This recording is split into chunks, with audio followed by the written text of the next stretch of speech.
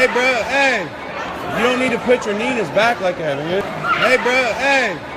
You don't need to put your knee in his back like that, man. Back up. Back up. He's fucking pulled up. What we got?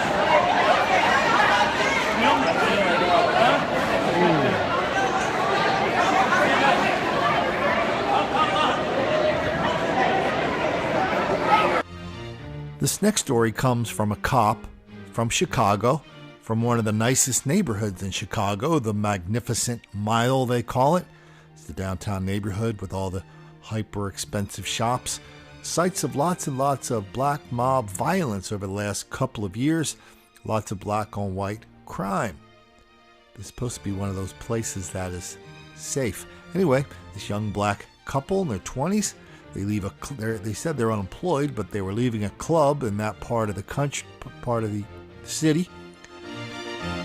And the newspaper story talks about how when they left the club, they started to harass, bother, taunt, humiliate homeless people, most of whom were white. Came upon this white homeless person. They roughed her up a little bit, taunted her. Then when she kind of fought back, they chased her, and the guy beat her so badly, she kind of caved her face in.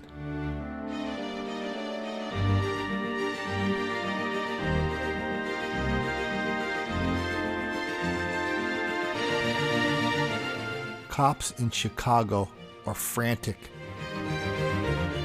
to let people know that there's some really, really bad things going on in their town that you never hear on the newspapers or the TV. This one kind of slipped through. Lots and lots of other stuff going on in Chicago people never hear about. Why don't we move on to San Francisco for something that took place in the same kind of neighborhood, i.e. the kind of neighborhood that bad things never happen in. Another tourist has been attacked in San Francisco and remains in the hospital tonight with life-threatening injuries. That's after being stabbed in the head. This time it happened on what most people think of as a quiet, safe street, Post, between Gulf and Franklin. That's where Crown 4's Dan Kerman is live tonight. Dan, do police have any leads in this case? Well, they have very few leads at this point, but they are canvassing the neighborhood in hopes surveillance video will lead them to these suspects. They have somewhat of a description, but at least at this point, not enough to make any sort of an arrest. A vicious stabbing on Post Street in San Francisco. I think that's crazy. I'm a little surprised. It's usually a pretty nice neighborhood. While most who live and work around Post Street between Gulf and Franklin find it a safe place to be, that's not how it was Thursday night. About 8:30, a 44-year-old tourist from England was walking back to his hotel with his 23-year-old niece when the two were approached by two robbers. There was some kind of a brief struggle, and during the commission of the robbery, there was a stabbing that the suspect stabbed the victim in the head, we believe to be a knife or a sharp object. The male victim is now hospitalized with life-threatening injuries. The female victim was uninjured. The suspects are described as an African-American man and woman. The man 5 feet 10 inches tall with a muscular build. The woman 5 feet 4 inches tall with dreadlocks or braids that flowed down her back and the top part in a ponytail. She was also wearing a green and gray wool scarf, which police have recovered and are now analyzing. Did she begin that report by saying another attack in a nice San Francisco neighborhood? I think she did. A robbery in a primo San Francisco neighborhood has police beefing up security. I can always tell when we have a new troll on our YouTube channel or Facebook page. Person comes in and always says the same thing. Something like, "Oh, Colin, you're just cherry picking. You just picked one story out of a billion, and now you're trying to convince us that, black people are this or black people are that."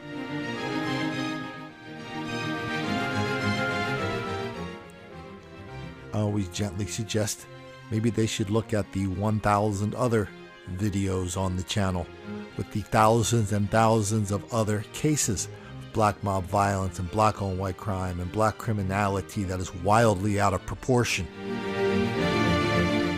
Every one of these three things here, right, it not just illustrates a bigger trend of how black on white crime is out of proportion.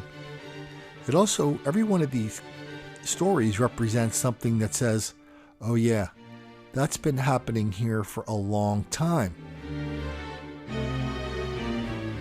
In San Francisco, the local newspaper had to describe black on Asian crime. It got so prevalent, they had to put a headline in saying that was our town's dirty little secret.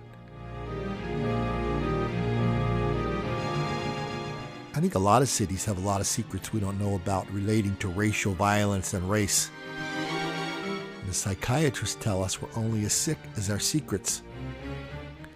What are we more secretive about in this country than race and racial violence?